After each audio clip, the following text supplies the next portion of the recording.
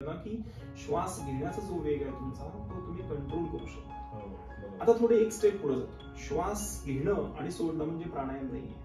Okay, प्राणायाम म्हणजे basically काय की प्राणशक्तीपणा किंवा एक चांगला शब्द आहे. आजकालच्या लहान मुलांमध्ये, कॉलेज मुलांमध्ये हे जे असतं ना बेसिकली इमोशन आउटब्रेक म्हणतो, भावनांचा उद्रेक, एकदम संतापायचं, चिडायचं किंवा. नमस्कार मंडळी, गोलगप्पावरती नवीन एक सब्जेक्ट घेऊन आलेलो आहे. माझ्याबरोबर माझा मित्र आशिष कुलकर्णी आहे आणि आपण आज एक वेगळ्या सब्जेक्टवरती, इंटरेस्टिंग सब्जेक्टवरती आज डिस्कशन करणार आहे. तर तो डिस्कशन, ते जो सब्जेक्ट आहे जो म्हणजे प्राणायामचं महत्व आणि ज्या काही गोष्टी त्याच्या अनुभवात आलेल्या आहेत. तो इंजिनियर आहे बरं का, आणि तरी सुद्धा प्राणायामाचं महत्व तो सांगणार आहे आणि वेगवेगळ्या थ्रिल्स त्यांना जे काय अनुभवले ते त्यातून एक्सप्लेन करणार आहे. चला तर बघूया. आपण जी सिरीज चालू केली आहे त्याच्यामध्ये मागच्या आपण एपिसोड मध्ये एन्व्हायरमेंट घेतलं होतं. तर आता जो आहे तो पिलर नेक्स्ट जो महत्वाचा आहे तो म्हणजे इमोशन. ओके, तर इमोशन मध्ये प्राणायामाचं खूप महत्व आहे. कारण इमोशन, स्ट्रेस खूप असतात लोकांना सध्या. मग तो जर आपल्याला कंट्रोल करता आला तर खूप बेटर होईल आणि त्याचं कॉन्ट्रीब्युशन म्हणजे प्राणायाम थ्रू खूप व्यवस्थित होऊ शकतं. बरोबर आहे ना आशिष, तुझं काय म्हणणं आहे? हा, वन ऑफ द वे म्हणजे तो एक मार्ग आहे असू शकतो. बरोबर आहे. तर त्यामुळे आपण आशिष कडून जो ट्रेंड आहे ह्याच्यामध्ये, जो मास्टर आहे, तर त्याच्याकडून आपण प्राणायाम बद्दल हे करू, चर्चा करू, समजून घेऊ. तर तत्पूर्वी आशिष, दोघांनी मेकॅनिकल इंजिनियर एकत्र केलं आहे. दोघंही पासआउट एकत्र झालेलं आहे आणि मी पण काहीतरी हेल्थ कोच वगैरे असं वेगळं फील्ड करतोय. जॉब पण चालू आहे आणि बरंच काही करतोस. थँक्यू. पण त्याबरोबरच ऍक्च्युली तू जे बरंच केलेलं आहेस. आता मी माझं माहितीये, आता तुझं जे आहे की तू पण वेगळ्या गोष्टी केल्या आहेस. म्हणजे ड्रास्टिकली मेकॅनिकल इंजिनिअरिंग टू किंवा आपण प्राणायाम ह्याच्यामध्ये का तुला रुची आली आणि त्याच्यात तुम्ही का टर्न झाला, ह्याबद्दल मला जाणून घ्यायचंय. बरोबर. आता तू म्हणलं तसं इंजिनिअरिंग केलं ना, आणि इंजिनिअरिंग केल्यानंतर जर्नी स्टार्ट झाली. पण लवकरच कसं झालं की लक्षात आलं की दोन गोष्टी अशा होत्या माझ्या लाईफमध्ये की एक तर मला ऍक्च्युली प्लॅन ए वर थांबायचं नव्हतं, जॉबवर फक्त डिपेंडंट राहायचं नव्हतं. एक प्लॅन बी हवा होता लाईफमध्ये काहीतरी. सो त्या लुकआउटमध्ये कायमच होतो मी. बरोबर. आणि पण त्यावेळी हेल्थ आणि वेलनेस ह्या गोष्टीकडे मी अट्रॅक्ट होईल असं मला काही वाटत नव्हतं. तसं झालं असं की जसं कोर्टाची पायरी चढू नये म्हणतात ना, तसं मला ऍक्च्युली डॉक्टरांची पण पायरी चढायची मला इच्छा नसते कधी लाईफमध्ये.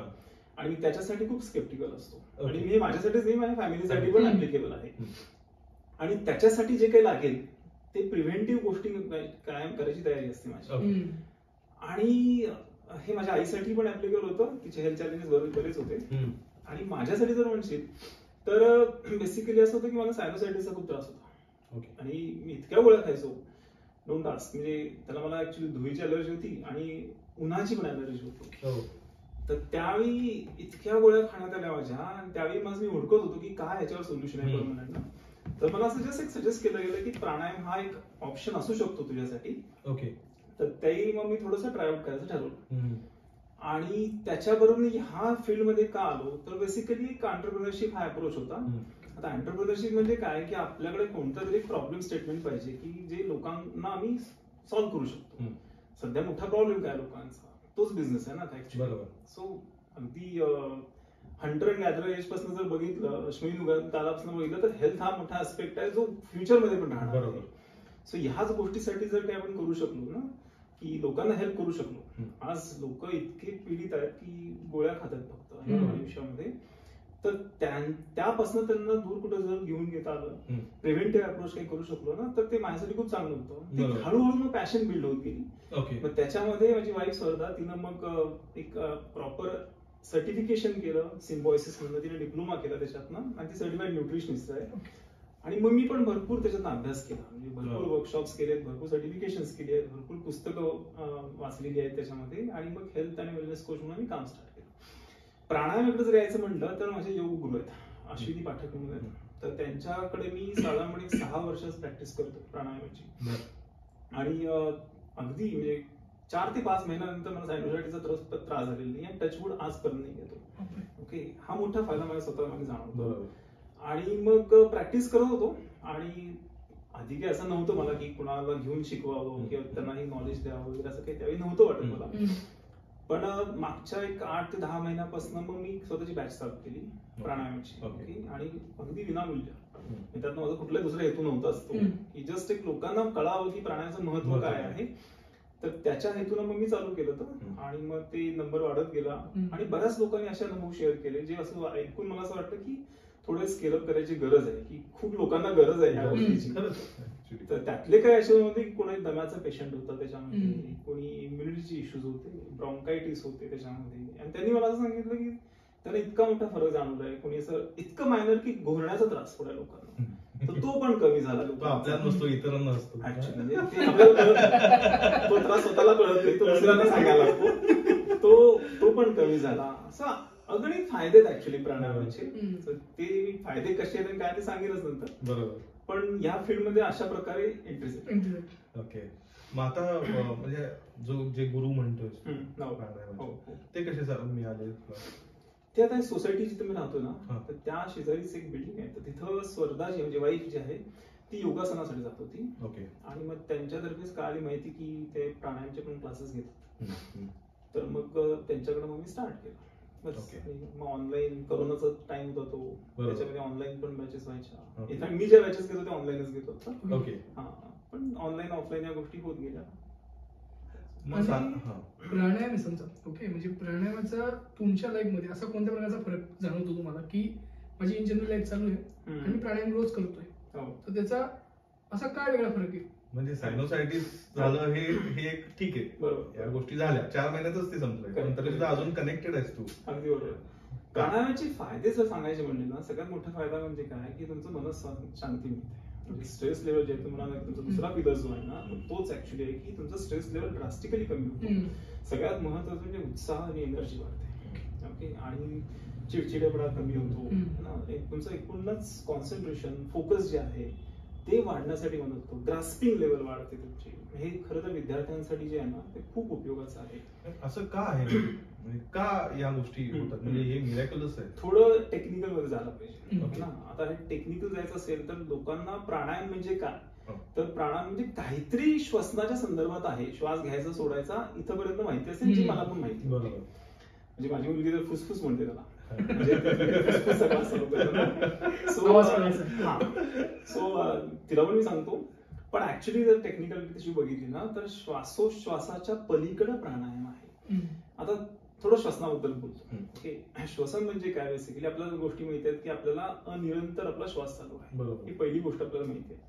दुसरी गोष्ट आपल्याला ती माहिती आहे म्हणजे काय की जेव्हा आपण पळतो, जिने चढतो, डोंगर चढतो, धावत येतो ना, तेव्हा आपला श्वास वाढतो, धाप लागते, श्वासाचा वेग वाढतो.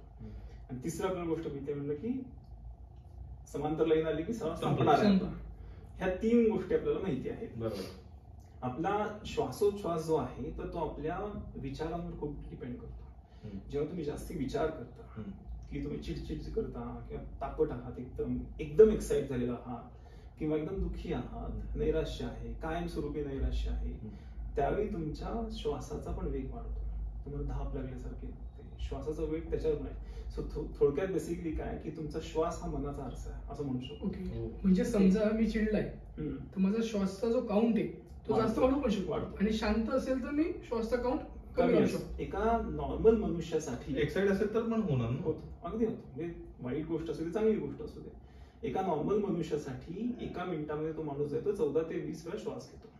आता श्वास घेणे म्हणजे काय, श्वास घेणे इनहेल आणि एक्झेल ह्या दोन्ही गोष्टी त्याच्यामध्ये आहेत. ओके, योगशास्त्रामध्ये त्याला पूरक आणि रचक म्हणतात, आणि त्याच्यामध्ये होल्ड करणं म्हणतात, त्याला कुंभक म्हणतात. त्याचे वेगळे प्रकार आहेत, मी ते नंतर जाईल. पण 14 ते 20 वेळा नॉर्मल मनुष्य श्वास घेत असतो. प्राणायामाच्या एका महिन्याच्या प्रॅक्टिसनं तो जो वेग आहे तो साधारणपणे 10 पर्यंत येतो. एका मिनिटामध्ये 10 श्वास घेतला जातो. आणि तेच जर तुम्ही निरंतर 6-8 महिने जर प्रॅक्टिस करत राहिला तर तो वेग जो तो 4 ते 5 कंट्रोल होतो. म्हणजे 4 ते 5 वेळा तुम्ही श्वसन केलं जातं. आता ह्याचा आपल्या आरोग्याशी काय संबंध आहे?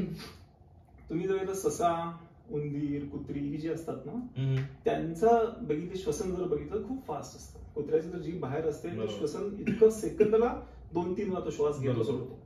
उंदराचं पण तेच आहे, सशाचं पण तेच आहे. कुत्र्याचं आयुष्यमान किती माहितीये का? 12 ते 13 वर्ष. ससा जो आहे तो 5 ते 6 वर्ष जगतो. उंदीर 2 ते 3 वर्ष जगतो. येस, म्हणजे आपल्या जगण्याचं श्वासावर तुमची आयुर्मर्यादा आहे ती तुमची कमी राहते. पण तेच टर्टल, कासव जे आहे ते संथ गतीने श्वास करतं, 100 ते 150 वर्ष जगतो. प्राणायाम करणारा व्यक्ती जो आहे तो 100 वर्ष पण जगू शकतो आणि ते क्वालिटी लाईफ जगू शकतो. हा फरक आहे त्याच्यामध्ये. ओके, म्हणजे जेवढे तुझे श्वास घटिका भरली आहे असं जे म्हणतात, मग ते नंबर काउंट तो ठरलेला आहे की एवढे तुझे श्वास आहेत. आणि सगळ्यात आधी फनी गोष्ट म्हणा किंवा एक मॅजिक काय म्हणू शकतो की कितीतरी गोष्टी आपल्या हातात नाही लाईफ. आपल्या बॉडीमध्ये इतक्या सिस्टीम काम करतात, म्हणजे इतकं सुंदर यंत्र आहे ऍक्च्युअली की त्याच्यामध्ये कार्डिओव्हास्क्युलर सिस्टीम काम करते, इम्युनिटी सिस्टीम काम करते आहे, किंवा रिप्रोडक्शन सिस्टीम आहे, मेटाबॉलिझम आहे. ह्या सगळ्या गोष्टी आता मी खाल्लेलं आहे की एका विशिष्ट पद्धतीने त्याचं पचन व्हावं. खाल्लं की संपलं, त्याचं पचन करणं माझ्या हातात नाहीये, किंवा इम्युनिटी बिल्ड करायचं खाणं फक्त हातात आहे माझ्या. आत गेल्यानंतर काय होणं मला हातात नाही. एकमेव अशी सिस्टीम आहे जी बॉडीची आहे जी आपण पार्शियली कंट्रोल करू शकतो, ती रेस्पिरेटरी सिस्टीम आहे. एकमेव सिस्टीम, बाकी नाही. आणि त्याचा फक्त उपयोग केला जातो प्राणायाममध्ये, जे आपण कंट्रोल करू शकतो. ब्रीथिंग कमांडिंग होऊ शकतं आपल्या थ्रू. एक्झॅक्टली तुम्ही कंट्रोल करू शकता. जसं मी म्हटलं ना की श्वास घेण्याचा जो वेग आहे तुमचा तो तुम्ही कंट्रोल करू शकता. आता थोडे एक स्टेप पुढे जातो. श्वास घेणं आणि सोडणं म्हणजे प्राणायाम नाहीये. ओके, प्राणायाम म्हणजे बेसिकली काय आहे की प्राणशक्ती आहे. म्हणजे या सृष्टीमध्ये, निसर्गामध्ये प्राणशक्ती आहे. पृथ्वी हलती आहे, सूर्य उगवतो आहे, चंद्र आहे, किंवा ह्या सगळ्या गोष्टी ज्या आहेत ना, सगळ्यामध्ये प्राणशक्ती भरभरून आहे. आणि तीच प्राणशक्ती माणसाच्या पण शरीरामध्ये आहे. प्राणशक्ती म्हणजे ऑक्सिजन का? प्राणशक्ती म्हणजे बेसिकली प्राणाचे 4-5 प्रकार आहेत. पंचप्राण म्हणतात, म्हणजे अपान, व्यान आणि समान आणि उदान, हे 5 प्राण आहेत. बेसिकली ते 5 प्राण आपल्या शरीरामध्ये आपल्या नाडी आहेत त्याच्यामधून फिरत असतात, म्हणून माणूस जिवंत आहे. ती शक्ती आहे, बेसिकली एनर्जी आहे, व्हायटल फोर्स आहे. सगळ्या निर्जीव वस्तूंमध्ये सूक्ष्म स्वरूपात असतो. एका जिवंत व्यक्तीमध्ये तो भरपूर असतो. ओके, सो हा जो प्राण आहे तर तो कुठं असतो शरीरामध्ये, तर आपलं माकड हाड जे आहे त्या भागी तो स्टोअर केला असतो, तो प्राण असतो आपला. आता तो प्राण जो आहे तर तो प्राण तिथून आपल्या शरीरामध्ये पोहोचवला जातो. आपला मज्जारज्जू जो आहे, ओके, थोडस टेक्निकल, आपला मज्जारज्जू जो आहे, एक समजून झाला की हा मज्जारज्जू आहे आपला, आणि हा त्याचा एंड आहे जिथं प्राण एकवटलेला आहे. ओके, तो प्राण त्याच्या उजव्या बाजूने एक नाडी निघते, ती म्हणजे पिंगला नाडी. डावीकडनं जी निघते ती इडा नाडी निघते, आणि मधनं जी आहे ती सुषुम्ना नाडी. ह्या 3 नाड्या, म्हणजे असंख्य नाही, हजारो नाड्या आहेत बेसिकली, त्यातल्या 3 नाड्या महत्वाच्या. सुषुम्ना नाडी म्हणजे ध्यानस्थ व्यक्ती समाधी अवस्थेला गेलेला त्यालाच फक्त ते त्याची काय म्हणतात जाणीव शकते. बाकी या 2 नाड्याच फक्त सामान्य माणसात काम करत असतात. पिंगला नाडी जी आहे तर ती उजव्या नाकापर्यंत येते, इडा जी आहे ती डाव्यापर्यंत येते. ओके, आता ह्या नाड्या जेव्हा इथून स्टार्ट होतात त्या अशा वळसाकार घडत असतात. त्या मज्जारज्जू आहे ना त्याला असं गोलाकार ते फिरत वरती जात असतात. त्या जिथं जिथं एकमेकांना मिळतात तिथं चक्र तयार झालेले आहेत. माणसाच्या शरीरामध्ये 7 चक्र आहेत. ओके, ती जिथं जिथं आहे तिथं प्राण, तिथल्या अवयवांना बेसिकली मसलना प्राण पुरवायचं काम जे ते चक्र करत असतात. चक्राकार प्राण तिथं फिरत असतो बेसिकली. आता ह्या नाड्यांमधनं आपला प्राण वाहतो, तो काही अंशी बाहेर जातो, नॉस्ट्रेलच्या थ्रू, नाकपुड्यांच्या थ्रू बाहेर येतो आणि परत आत पण घेतला जातो. ओके, जेव्हा आपण जास्तीत जास्त विचार करतो, स्ट्रेस मध्ये असतो, तेव्हा ही प्राण जो आहे तो खूप जास्ती फ्लो होतो. जेव्हा प्राण जास्ती फ्लो व्हायला लागतो तेव्हा तुमचा श्वासोश्वास पण जास्ती वाढायला लागतो. जेव्हा तुमचा श्वास घ्यायची गती कमी होते, तुम्ही विचार कमी करता, संतुलित विचार करता, तेव्हा प्राण पण शांतपणे तो वाहत असतो त्याच्यामध्ये. सो आता हे चक्र जे आहे त्याच्यामध्ये पण हे पण सांगतो की किती महत्वाचे आहेत. म्हणजे त्याचं इतकं डीप सायन्स आहे बेसिकली की ते आपण कधी जाणून घेतलं नाही आणि त्यामुळे त्याचं महत्व कळत नाही. म्हणजे प्रत्येक, आता चक्र जर सांगायचं म्हणलं, सगळ्यात खालचं जे आहे ते माकडाचे म्हणतात ते मूलाधार चक्र, जिथं आपला प्राण एकवटलेला आहे सगळा. ओके, मूलाधार चक्र, त्याच्यावरती 2 बोटं तर स्वादिष्ठान चक्र. स्वादिष्ठान चक्र म्हणजे काय, रिप्रोडक्शन सिस्टीम, उत्सर्जन, आपली जी संस्था आहे किंवा पूर्वजन्मीची संस्था तिथं साठवलेली असते असं म्हणतात त्याच्यामध्ये. त्याच्यावरती जर गेलं तर मणिपूर चक्र, म्हणजे आपल्या नाभीच्या लेवलला जे चक्र असतं ते मणिपूर चक्र, म्हणजे ते आपलं डायजेशन सिस्टीमची जे आहे ना ते चक्र काम करत असतं. त्याच्यावरती हार्टच्या लेवलला अनाहत चक्र, म्हणजे हार्ट मसल्स किंवा इमोशन्स जे आहेत आपल्या, काळजी, प्रेम, ह्या सगळ्या गोष्टी ज्या आहेत तर त्या अनाहत चक्राशी रिलेटेड आहे. त्याच्यावरती जे आहे ते विशुद्धी चक्र, थायरॉइड ग्रंथी गळ्याच्या लेवलला जे असते, म्हणजे बरोबर मागच्या बाजूला गळा जो आहे त्याच्याबरोबर मागच्या बाजूला आहे ते विशुद्धी चक्र. त्याच्यावरती जे आहे ते इथं आज्ञा चक्र, म्हणजे ह्याच्याबरोबर मागं जे असतं ते ओंकाराचं स्थान म्हणतात. याच्या मागं जे आहे ते आज्ञा चक्र. आज्ञा चक्राच्या इथे 3 नाड्या एकत्र येतात. त्यातनं एक जे ती डाव्या नॉस्ट्रलकडे जाते, एक उजव्या नॉस्ट्रलकडे, एक जाते सहस्त्रार चक्र जे मस्तक मस्तिष्क तिथपर्यंत जाते. सो हा जो प्रवास आहे सगळा प्राणाचा जो आहे तो, म्हणून त्याला प्राणस्य आयाम हा इति प्राणायाम, म्हणजे प्राण आपण श्वसनावाटे प्राणशक्तीला कंट्रोल करतो, व्हायटल फोर्सला कंट्रोल करतो. आपल्याला वाटतं काय की श्वासोश्वास होतोय म्हणून फुफ्फुसाची हालचाल होते, की फुफ्फुसाची हालचाल होते म्हणून श्वासोश्वास होतो, दोन्ही पण चुकीचं आहे. प्राणशक्ती वाहतीये म्हणून श्वास घेतला जातो, इतकं ते इम्पॉर्टंट आहे. म्हणजे आजकालचे जे मूवी आहे जसं की मार्वल कॉमिक्स असतात ज्याच्यामध्ये जे पॉवर्स दाखवले जातात, तर आपल्या ह्युमन बॉडीमध्ये पण असे पॉवर्स आहेत, पण ते आपल्याला माहिती नाही की ते कशा कंट्रोल करता येऊ शकतात. सूक्ष्म पॉवर आहेत त्या. म्हणजे ऍक्च्युली डॉक्टर हिमोशो काहीतरी आडनाव मला लक्षात नाही, जापनीज सायंटिस्ट आहे, त्यांनी काही विशिष्ट मशीन एस्टॅब्लिश केली आहेत, त्यांनी डेव्हलप केलेली आहेत. तर त्या फोटोमध्ये त्यांनी त्याची चक्र दाखवले जिवंत व्यक्तीमध्ये. पण एखाद्या व्यक्तीचं जर डायसेक्शन केलं म्हणजे तर ते दिसत नाही, इतकं सूक्ष्म. आपण हे चक्र जे म्हणतो आशिष, ते आधी आपण बघितलेले आहेत. हो का?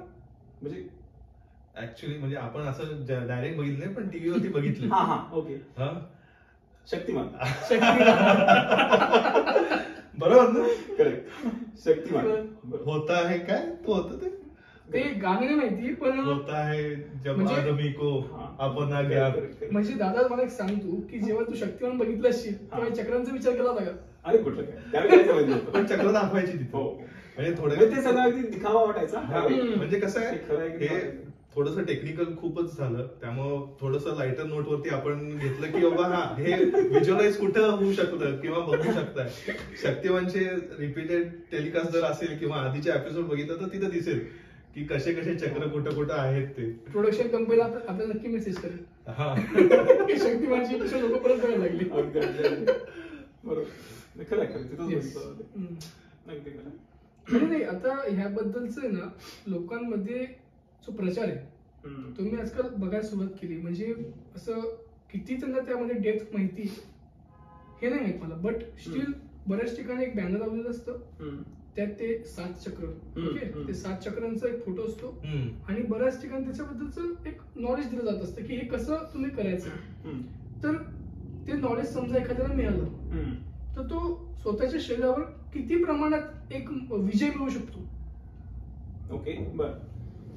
तर बेसिकली जे मी त्याचे फायदे सांगितले ना, तर ते तर सगळे आहेतच. ओके, म्हणजे कॉन्सन्ट्रेशन असेल, एनर्जी असेल, सगळ्यात महत्वाचं म्हणजे काय आनंदी आणि समाधान, आणि आयुष्यात काय पाहिजे ना, हे दोन्ही गोष्टी तर तुम्ही अनुभवू शकता. या 2 गोष्टी तर नक्कीच येऊ शकतात.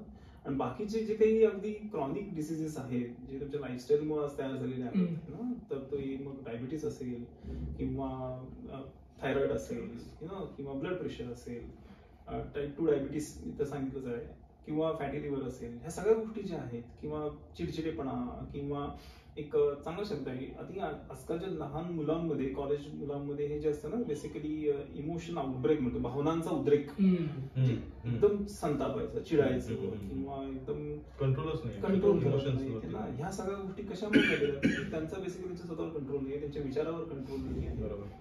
तर खाणं पिणं हा एक ऍस्पेक्ट आहे, तुमचा तो पिलर आहे. त्याच्यामध्ये बरोबर काय ना की तुमचे थॉट्स है ना, तुम्ही काय विचार करता, बेसिकली तुमचं बुद्धी आणि मन यांचं कंट्रोल नाही. आणि प्राणशक्तीचे मी म्हणलं ना, तर शरीर आणि मन या 2, शरीर बेसिकली त्याचं एक बिगेस्ट रिप्रेझेंटेशन आहे आणि मन जे आहे ते स्मॉलेस्ट रिप्रेझेंटेशन होऊ शकतो. आणि शरीर आणि मन याच्यामध्ये व्यापून राहिलेली शक्ती म्हणजे प्राणशक्ती येते. सो या दोघांना कंट्रोल करत असते ती. म्हणजे तुम्ही प्राणायामची जेव्हा प्रॅक्टिस करता तेव्हा तुमचे विचार इतके शांत होतात. म्हणजे मी बॅचेस मध्ये पण घेतो ना की तुमचे थॉट्स इतके शांत होतात, हे सांगायला लागत नाही की विचार करू नका, हे सांगायला लागत नाही लोकांना. बेसिकली ते ऑटोमॅटिकली शांत झालेले असतात, त्यांच्या चेहऱ्यावर कळतं मला ते इतकं. किंवा ते श्वास घ्यायची जी स्पीड आहे तो कमी झालेला असतो. या सगळ्या गोष्टी अनुभवायला मिळतात त्याच्यामध्ये. आता जे तामसिक फूड असतं आणि एक सात्विक फूड असतं, हो, तर ह्या जे फूडचा प्रकार आहे याचा श्वसनावर परिणाम होतो. श्वसनावर परिणाम होतो ना, अगदी अगदी. म्हणून ते प्राणायाम सांगितलं की सात्विक आहार घ्या, त्याचा खूप परिणाम होतो, अगदीच होतो. येस. आता जे इडा, पिंगळा आणि सुषुम्ना आपण म्हटलंय, म्हणजे ह्याचं महत्व तर म्हणजे मज्जारज्जूमधून माकडहाडातून ह्या 3 मेन हे होतात. तर चंद्र नाडी आणि सूर्य नाडी असं पण काहीतरी होतं ना, मग ते काय आहे? पिंगला म्हणजे सूर्य नाडी, इडा म्हणजे चंद्र नाडी. म्हणजे उजव्या नॉस्ट्रिल मध्ये ती पिंगळा ते सूर्य रिप्रेझेंट करते. ओके. डावे जे आहे ते इडा, ओके, चंद्र रिप्रेझेंट करते. त्याचं काय? चंद्र म्हणजे काय? थंडावा. आणि पिंगला म्हणजे सूर्य रिप्रेझेंट करते. आपला जो डावा ब्रेन आहे तो आपल्या उजव्या बॉडीला कंट्रोल करतो, उजवा ब्रेन तो डाव्या बॉडीला कंट्रोल करत असतो. डावा ब्रेन काय करत असतो की बेसिकली तुमचे मॅथमॅटिकल, सायंटिफिक विचार करणं, लॉजिकल विचार करणं, ह्या सगळ्या गोष्टी आपला जो डावा ब्रेन करत असतो. उजवा ब्रेन जो असतो तो इमोशन्स, काळजी, उत्साह, आनंद, हे सगळ्या गोष्टी उजव्या ब्रेन मधून होत असतात. नॉर्मल बेसिकली हठ योगा किंवा पतंजली योगसूत्रानुसार असं सांगितलेलं आहे की माणसांचा आजार जो आहे तर ह्या 2 नाड्यांमधला इम्बॅलन्स झाल्यामुळे आहे. ओके. आणि हे बेसिकली का होतं की ह्या 2 नाड्यांमधनं, म्हणजे जी इडा आणि पिंगला नाडी आहे ना, त्याच्यामधनं समान प्राणशक्ती कधी वाहत नाही, कमी जास्त असते. त्यामुळे माणसं तमोगुणी किंवा रजोगुणी, तापटकी असतात किंवा शांत असतात, त्याच्यामधला बॅलन्स नसतो. तर त्या दोघांना बॅलन्स करण्यासाठी परत प्राणायाम असतात. तू जे म्हणालास की नाड्या काय करतात ना, तर त्याच्यासाठी चंद्र भेदन आणि सूर्य भेदन हे प्राणायामच्या स्टेप्स आहेत त्याच्यामध्ये. म्हणजे डाव्या नाकपुडीने श्वास घ्यायचा, डावीनं सोडायचा, उजवीनं घ्यायचा, उजवीनं सोडायचा. त्याच्यात ते कुणासाठी करायचं, कुणी नाही करायचं, त्याचे वेगवेगळे परिणाम आहेत. चंद्रभेदन कुणी करायला पाहिजे बेसिकली हार्ट बीट्स वाढतात ऍक्च्युली चंद्रभेदन केल्यामुळे. सूर्यभेदन केल्यामुळे कमी होतात. तुमचा वजनाशी पण त्याचा डायरेक्टली संबंध आहे. म्हणजे बरेच त्याच्यात फॅक्टर डिपेंड करतात. अनुलोम विलोम पण त्यातलाच प्रकार आहे. बरोबर. अनुलोम विलोम डावीनं घेतो, उजवीनं सोडतो. ह्याच्यामुळे काय होतं की इक्वल श्वास घेतला जातो आणि इक्वल श्वास सोडला जातो. त्याच्यामुळे प्राणशक्तीचा बॅलन्स साधला जातो दोन्ही नाड्यांमध्ये. मी असं काहीतरी ऐकलंय की नाकपुडी आपली, त्याचा श्वास चालू असतो एका साईडने, तेव्हा दुसरा फ्लो बंद असतो. अगदी. आणि जेव्हा इकडून चालू असतो तेव्हा दुसरा बंद असतो. तर जेव्हा दोघी चालू होतात तेव्हा काहीतरी बॉडी म्हणजे काहीतरी एक प्रॉब्लेमॅटिक असतं असं म्हटलं जातं. तर ती गोष्ट खरी काय? प्रॉब्लेमॅटिक म्हणजे ते मी ऐकलं नाही प्रॉब्लेमॅटिक आहे का नाही ते, पण तू म्हणलं ते बरोबर आहे की आपण दोन्ही नाकपुडीनं कधी श्वास घेत नाही. म्हणजे एकदा डावीनं घेतो, एकदा उजवीनं घेत असतो. जेव्हा ते स्विचिंग होत असतं तर त्यावेळी दोन्ही नाकपुड्यांमधून श्वास चालू असतो. थोडासा टाइम असतो. त्या थोड्याशा टाइम मध्ये जर तुम्हाला जाणीव झाली आणि त्यामध्ये जर तुम्ही मेडिटेशन करत असाल ना, त्याचा इफेक्टिव्ह फार मोर खूप भारी असतो इफेक्ट. पण नॉर्मल व्यक्तीला ते कळत नाही. हे चेक करायची एक सिंपल मेथड आहे. असं हे करा आणि जस्ट उच्छ्वास केला की तुम्हाला कळेल की कुठल्या नॉस्ट्रिल्स मधून हवा जाते. आता माझी चंद्रनाडी ऍक्टिव्ह जाणवते, इथून काहीच येत नाही.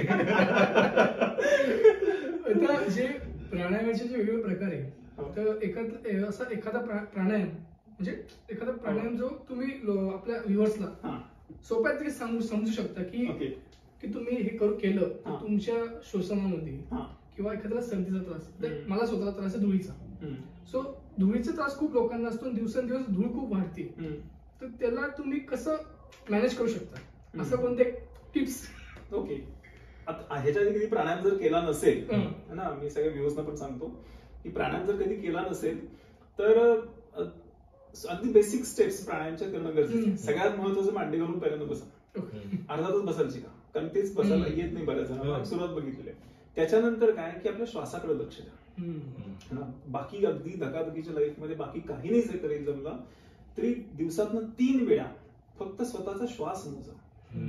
अवेअरनेस असावी, अलर्ट राहायला पाहिजे की आपण श्वास घेतोय, त्याचं फिलिंग पाहिजे. श्वास घेतोय, श्वास घेताना गार हवा येते, श्वास सोडताना गरम हवा जाते, श्वास घेताना माझं पोट बाहेर येत आहे, श्वास सोडताना पोट आत जात आहे. या प्रत्येक बॉडीतले जे चेंजेस आहेत त्याच्याकडे जर तुम्ही लक्ष दिलं आणि तो श्वास घेतला आणि सोडला ते मेडिटेशनच आहे. ओके. मग दुसरं कुठलं मेडिटेशन करायची गरज नाही फक्त. आणि ह्याला किती 2 मिनिटं लागतात दिवसात. जर 3दा जर तुम्हाला अवेअरनेस पाहिजे. बरोबर आहे. लोकांनी खूप वेगवेगळ्या प्रकारे डिस्क्राईब केलं की मेडिटेशन असं केलं पाहिजे किंवा तसं केलं पाहिजे किंवा शांतताच पाहिजे. तुम्ही जे सांगितलं ना ते खूप सुंदर सांगितलं की तुम्ही फक्त छानपैकी ऑफिसच्या डेस्कवर बसून पण होऊ शकतं, रात्री झोपताना होऊ शकतं, सकाळी होऊ शकतं. म्हणजे म्हणतात नाही प्राणायामाला वेळ नाहीये वगैरे, फार कारण नाही, ते काही योग्य नाहीये. वेळ हा काढला तर मिळतो सगळ्याला, फक्त त्याची माहिती नसते. आणि काय झालंय की आजकाल त्या जिमच्या जमान्यामध्ये किंवा ते मसल्स दाखवण्यामध्ये या सगळ्या ज्या आपल्या सायंटिफिक गोष्टी ज्या आहेत ना पूर्वावर चालत आलेल्या आहेत तिकडे आपण कुठेतरी दुर्लक्ष करत आहोत. आणि ते खूप महत्वाचे आहेत, इतकं महत्वाचे आहेत. नाही कसं आहे, स्ट्रेंथ, स्टॅमिना आणि फ्लेक्झिबिलिटी आणि बॅलन्स या 4 गोष्टी आहेत. फक्त जिम मुळे आपल्याला स्ट्रेंथ मिळते. स्टॅमिना किंवा फ्लेक्झिबिलिटी किंवा बॅलन्स जो आहे तो आपल्याला याच कडे यायला लागतो. पुढचं जे लाईफ आहे ना त्याच्यामध्ये इथून खालचे आजार खूप कमी होते. इथून नेक अप जे आजार आहेत ना ते खूप वाढणार आहेत. आणि मानसिक स्वास्थ्य लोकांचं जे आहे ना त्यामध्ये वेळ चाललेलं आहे. आज जे काही आजार आहेत ना ते इथूनच चालले पुढचे. त्याच लोकांमध्ये जी निराशा आहे, पराभवाची भावना आहे, ते पचवायची शक्ती नाही लोकांना, झोपेचे तर मोठे प्रॉब्लेम आहेत लोकांचे. रात्र झाली की लोकांचा दिवस चालू होतो. हे इतके मोठे प्रॉब्लेम आहेत ना की प्राणायामाशिवाय ऑप्शन नाही ऍक्च्युअली असं म्हणू शकतो. बऱ्याच गोष्टी आहेत. आता जसं तुम्ही म्हटले की लोकांनी सगळ्यात पहिली गोष्ट अर्धा तास बसलं पाहिजे. तर पूर्वी कसं पाटी होती, ते पाटीमुळे मुलं बसायचे. आजकालच्या मुलांना पाटीच प्रकार नाही माहिती. म्हणजे पाटी प्रकार काही ना माहित असेल तर काही पाटी मिळालीच नाहीये, त्यामुळे बसणं विसरले. खरंच. आणि तू जे म्हणास मगाशी की लोकांनी काय करायला पाहिजे, हा पहिला प्रकार आहे. श्वास घ्या, श्वास सोडा, त्याच्यासाठी अवेअर राहा. हा अगदी सिम्पलच मेडिटेशनचा प्रकार आहे. मेडिटेशन काही बघायची गरज नाही, कुठलं युट्यूब चॅनल बघायची गरज नाही, सिम्पलेस्ट फॉर्म आहे हा. त्याच्यानंतर तुम्ही कपालभाती करू शकता. कपालभाती बेसिकली काय की बॉडीचं जसं तू म्हणाल डिटॉक्सिफाय केलं तुम्ही, ते बेसिकली कसं आपण लंग्सचं डिटॉक्सिफिकेशन जे आहे ते कपालभाती आहे. म्हणजे आपण शरीरामध्ये श्वास घेतो, श्वास घेताना आपल्याकडं साधारणपणे 78% जो आहे तो आपण नायट्रोजन घेतो आणि 21% ऑक्सिजन घेतो. आता ते पण डिपेंड करतं तुम्ही कोणत्या भागात राहत असाल तर अजून पण बरंच काय घेतात. सो ते जाणवतं की खेड्याकडच्या साईडला गेलं ना की थोडं बरं वाटतं शरीराला, आणि ते सिटी साईडला आलं ना की थोडं कळतं. आणि आणखी सांगतो 21% जो आपण ऑक्सिजन घेतो बॉडीला फक्त 5% वापरते, बाकीचं सगळं बाहेर निघून जाते. 5% फक्त ऑक्सिजन हा घेतला जातो. आणि जेव्हा एक्झेल करत असतो तर त्यावेळी कार्बन डायऑक्साईड पण बाहेर टाकला जातो. कारण जेव्हा बॉडी यूज करते त्यातनं कार्बन डायऑक्साईड रिलीज होतो आणि तो बाहेर फेकला जातो. आता आपण इनहेल जे करतो आणि एक्झेल करत असतो त्याने नॉर्मल श्वास घेत असताना आपण इनहेल हे ऍक्टिव्ह असतं, एक्झेल हे पॅसिव्ह असतं. आपण मुद्दाम करत नाही एक्झेल करतोय, हे ऍक्टिव्हली इनहेल करत असतो. कपालभातीमध्ये ऍक्टिव्हली एक्झेल करतो, श्वास सोडत असतो. ते बॉडीचं डिटॉक्सिफिकेशन, लंग्सचं डिटॉक्सिफिकेशन असतं. एखाद्याला कपालभाती करायचं असेल तर सोप्या भाषेत तुम्ही कसं सांगाल की कपालभाती कसं करायचं? एक्झॅक्टली सिंपल म्हणजे काय की तुम्ही फक्त एक्झेल करा, पोटाच्या हालचालीकडे लक्ष द्या. पोटाची हालचाल जास्तीत जास्त होत असते त्याच्यामध्ये. आणि सगळ्यात महत्वाचे चेहऱ्यावरचे भाव शांत पाहिजे, कपाळावरती आठ्या नको.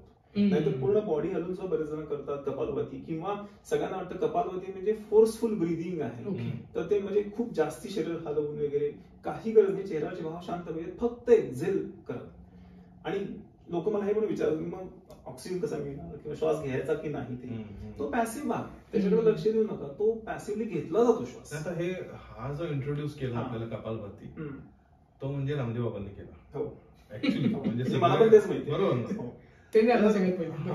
म्हणजे प्राणायामचे वेगवेगळे प्रकार आहेत ते त्यांनी दाखवले आपल्याला. त्यावेळी त्यांनी जे सांगतात की पहिल्यांदा एकदा मोठा श्वास आत घ्या आणि मग एक्सेल चालू करा. ऑटोमॅटिक ते पोटाचे मुवमेंट होतेच.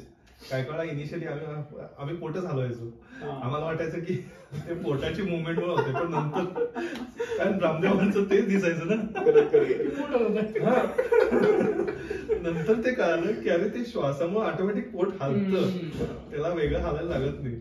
आणि मग त्याच्यामुळे पण एक मला विचारायचं की एकदाच श्वास घ्यायचा आहे आणि मग त्याच्यानंतर एक्सेल करायचं. श्वास एकदा तुम्ही श्वास घेत स्टार्ट करता आणि फक्त एक्सेल करत असता आणि पॅसिव्हली इनहेल होत असतं. तुम्हाला दम लागत नाही, श्वास पुरला नाही असं पण होत नाही.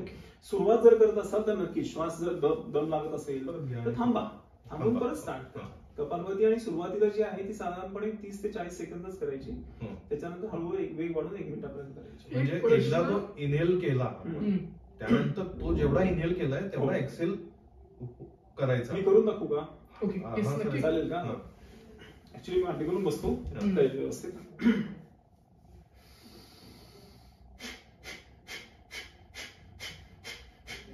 फक्त मी एक्झेल करतो. ओके बरोबर ना, फक्त एक्झेल करतो आहे. त्याच्यामध्ये फक्त पोटाची हालचाल होते. मी श्वास घेत नाही मध्ये. बरोबर. पण प्राणायामला बसायची पण ती आता मी बसलो मांडीवरून सांगितलं की प्राणायामाची कुठलीही अवस्था झाली. मी असं म्हणतो की मला बसायला येत नाही खाली. खुर्चीवर बसून करू शकता, सोफ्यावर बसू शकता, मग तुम्ही सिद्धासन मध्ये बसू शकता, पद्मासन, अर्ध पद्मासन, वज्रासन, स्वस्तिकासन, कितीतरी आसन आहे त्याच्यामध्ये. म्हणजे यातलं कोणतंही आसन जे जमेल, जे तुम्हाला सुटेबल होईल, खुर्चीत बसून पण करू शकता. त्याला कोणतंही सुखासन कसलं असतं? सुखासन मांडी करणार आणि मांडीवरून बसतो. हे महत्वाचं म्हणून त्याला सुखासन सगळ्यात सिंपल. एक प्रश्न आला याच्यात, म्हणजे दादा जसं म्हटलं आता की रामदेव बाबांकडनं आपल्याला समजलं, मीन्स तेव्हा आपण त्यांना बघितलं म्हणून समजलं. त्यांचा पैसा म्हणजे प्रत्येक गोष्टी एक सुरुवात असते की बाबा हिथून आम्हाला सगळं कळायला सुरुवात झाली. तर प्राणायामाची म्हणजे त्याचं हे म्हणजे उगम म्हणतात. जसं गोलगप्पाला आम्ही दोघी जणांनी स्टार्ट केलं तसं त्याचा उगम कुठून आला म्हणजे एवढं माहित नाही मला खरं तर. ओके म्हणजे त्याचा उगम वगैरे इतका नाही माहिती मला. हे शोधून पण पाठव खरंच ना. तेवढं खूप अगदी खरंच. म्हणजे हा प्रश्न आहे खरा. तर ज्यांना याचं उत्तर माहित असेल त्यांनी कमेंट मध्ये टाका, आपण त्याच्यावर चर्चा करू. मला पण आवडेल ऐकायला. येस. आणि यांच्यासोबत जो नेक्स्ट एपिसोड असेल त्या एपिसोड मध्ये आपण तो टॉपिक कव्हर करू की काय नेमकं म्हणजे डिटेल मध्ये आपल्याला समजेल. आता हे झालं मग कपालभाती झालं. आता वेगवेगळ्या प्रकारचे आपण फक्त प्राणायामाचे प्रकार असतात. पुढे आपण अनुभवांकडे जाऊ की काय तुला वेगवेगळे अनुभव आले. ठीक आहे, इतरांना स्वतःला तुला आलेच, पण इतरांना तुम्हाला जेव्हा चालू केलंस त्यावेळी काय लोकांनी सांगितलं हे थोडस. पहिला कपालभाती सांगितलं. कपालभातीचे फायदे पण मी सांगतो. बेसिकली जर मन शांत होतं, डिटॉक्सिफाईंग आहे, त्याचं लंग्सचं डिटॉक्सिफिकेशन आहे, क्लिन्झिंग आहे, आणि शरीरात काही गाठी असतील कोणाला तर त्या मिळवण्यासाठी पण मदत होते. आणि हे पण सांगतो नक्की जर कोणी ट्राय करणार असाल कपालभाती तर हायपर टेन्शन असेल, हाय बीपी जर असेल तर प्रमाण कमी ठेवा त्याचं. जास्ती करू नका कपालभाती. 30 ते 40 सेकंद इज ओके. ठीक आहे. त्याच्यानंतर जो प्रकार सुरुवात प्राणायामची इथून करायची. ओके. त्याच्यानंतर जे आहे ते भस्त्रिका. भस्त्रिका बेसिकली काय की ह्याचा उपयोग करोनामध्ये खूप जणांना माहिती आहे. म्हणजे SpO2 मेंटेन करणारे लोक किती करत होते. म्हणजे त्यावेळी लोकांना कळालं की भस्त्रिका काय असते. म्हणजे भस्त्रिका हा असा योगातला प्रकार आहे की ज्याच्यामध्ये सगळ्यात हायएस्ट ब्लड सर्क्युलेशन बॉडीत होत असतं. इतका तो म्हणजे डायफ्रॅगम जो आहे तो लोहाराचा भाता असतो ना, म्हणून ते भस्त्रिका म्हणलेला आहे त्याला. तो असा एकमेकाला आदळत असतो बेसिकली डायफ्रॅगम जो आहे तो. तर तो पण बेसिकली तुम्हाला मनशांती देत असतो ना. आणि तुमचं ऑक्सिजनची लेवल आहे. म्हणजे तुम्ही जर प्रॅक्टिस रेग्युलर करत असाल तर 98च्या खाली कधी जाणार नाही ऑक्सिजन. किती एजला जर जावा तुम्ही 98च्या खाली तो कधीच जाणार नाही ऑक्सिजनची लेवल. एवढं त्याच्यात पॉवरफुल आहे तो प्रकार. त्याच्यानंतर जे आहे अगदी बेसिक लेवलचं सांगतो, त्याच्यामध्ये व्हरायटी खूप आहेत ज्याला मी बॅच मध्ये घेत असतो. कपालभातीचे वेगवेगळे प्रकार आहेत. म्हणजे हाताचे कपालभाती, चेहऱ्याच्या पायाच्या आहेत कपालभाती, भस्त्रिकेचे प्रकार आहेत, ऍडव्हान्स प्रक्रिया आहे त्याच्यामध्ये. त्याच्या आणखीन एक पुढचं बेसिक म्हणजे काय अनुलोम विलोम. मी जे मगाशी सांगितलं की ना डावीनं नाकमध्ये श्वास घ्या, उजवीनं सोडा है ना. हे बेसिकली नाडी शुद्धीकरण सुद्धा म्हणलं जातं त्याच्यामध्ये. जेव्हा तुम्ही श्वास घेतला जातो तेव्हा नाड्या शुद्ध होतात. नाड्या जिथं मिळतात, जिथं जी चक्र आहे ती चक्र शुद्ध होतात. आणि चक्रांपासून हजारो नाड्या बाहेर पडलेल्या आहेत, त्या प्राणशक्ती पुरवतात शरीराला, तर त्या पण शुद्ध होतात त्याच्यामुळे. सो अनुलोम विलोम इतकं पॉवरफुल आहे. आणि त्याच्यानंतर मग करू शकता म्हणजे भ्रामरी. भ्रामरी म्हणजे बेसिकली अगदी हार्ट साठी अत्यंत उपयोगी आहे. म्हणजे पर्सनली मला त्याचा खूप फायदा झाला आहे. म्हणजे शांत झोप मिळण्यासाठी आहे, चिडचिडपणा, अँझायटी कमी करण्यासाठी आहे. म्हणजे रात्री झोपताना जर भ्रामरी करून जर झोपलं म्हणजे अगदी 5 मिनिटं तर शांत झोप लागते.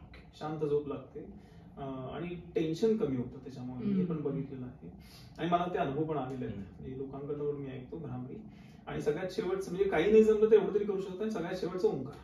ओके. ओंकाराची साधना जी आहे त्याच्यामध्ये ओंकार म्हणजे बेसिकली हा युनिव्हर्स मधला पहिला उच्चार आहे. साऊंड म्हणू शकतो. तो शब्द नाहीये, तो उच्चार. युनिव्हर्स पहिला शब्द उच्चार आहे तो.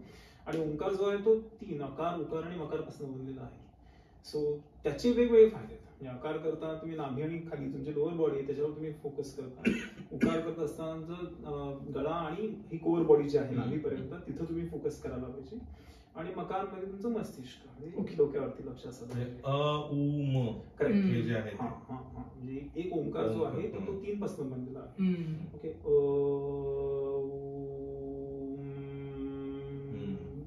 ह्याचा तो शब्द म्हणजे ओंकार जो आहे त्याचे व्हॅरिएशन्स आहेत त्याच्यामध्ये. पण ह्या 5 गोष्टी जर केल्या, पहिलं म्हणजे कपालभाती, दुसरं भस्त्रिका, अनुलोम विलोम, भ्रामरी आणि ओंकार, हे 5 जरी केले, ओके, बेसिक अगदी लेवलचं, आणि फक्त 15 मिनिटं लागतात त्या गोष्टी करण्यासाठी ना. ते पण जमत नसेल तर मी सांगितलं तसं 5-5 मिनिटं काढा, फक्त श्वास मोजा, ते सुद्धा खूप आहे. डोळे बंद जर करून जर केलं तर त्याची अनुभूती इतकी वेगळी येते, तुम्हाला स्वतःला इतकं शांत वाटतं. तुमच्या भोवती त्या रूम मध्ये सगळीकडे प्रॉब्लेम आहेत, तुम्ही त्या प्रॉब्लेम मध्येच बसलेला आहात, पण जी काही मनशांती मिळते ना ती वेगळ्या प्रकारची असते. जस्ट फक्त 5 मिनिटात सुपर पॉवर बनते तुमच्या. एक्झॅक्टली, इतका वेगळा तो अनुभव येतो. पॉवर विदिन जे आहे. हे आणखीन एक गोष्ट इंटरेस्टिंग तुम्हाला सुद्धा आवडेल ती म्हणजे काय की आपण श्वास घेतो ना तर तो सगळा श्वास लंग्स पर्यंत पोहोचत पण नाही. ओके, हे पण सांगतो आपण 500 स्क्वेअर सेंटीमीटर हवा आत घेतो. ओके, आणि आपल्या बॉडीमध्ये श्वास नलिकेमध्ये काही डेड स्पेसेस आहेत. ओके, सो त्या डेड स्पेसेस मध्ये हवा ती स्टक होते, तिथं जात नाही. साधारणपणे 300 स्क्वेअर सेंटीमीटर हवा तिथं स्टक होते, 150 साधारणपणे पोहोचते. जेव्हा हे फोर्सफुल ब्रिदिंग करतो तेव्हा हवा घेण्याचा जो वेग असतो तो 5000 स्क्वेअर सेंटीमीटर पर्यंत जातो. तर त्यामध्ये डेड स्पेस वगैरे काही राहतच नाही. सेम एक्झेल करत असताना आपण फोर्सफुल एक्झेल कधीच करत नाही, ते क्लिन्झिंग होतच नाही कधी ना. बरोबर. त्यामुळे फोर्सफुल एक्झेल केल्यामुळे तो वेग वाढतो आणि बॉडीचं क्लिन्झिंग होतं. सो दादासोबत जे कन्व्हर्सेशन झालंय ते खूप सुंदर झालंय, आणि याच्या पुढे हे जे कन्व्हर्सेशन आहे अजून डीप मध्ये जाणार आहे. जसं की त्यांनी खूप सारे प्राणायाम सांगितले, तर प्रत्येक प्राणायामला ते आपल्याला करून पण दाखवतील. ओके, सो तो वेगळा सगळं. हा, सो आपण तो एपिसोड पुढे करूच. सो आता आपण इथे थांबतोय. तर तुम्हाला अजून काय ऐकायचं त्यांच्याकडून ह्याबद्दल तुम्ही कमेंट मध्ये टाका. सो नमस्कार. नमस्कार. थँक्यू.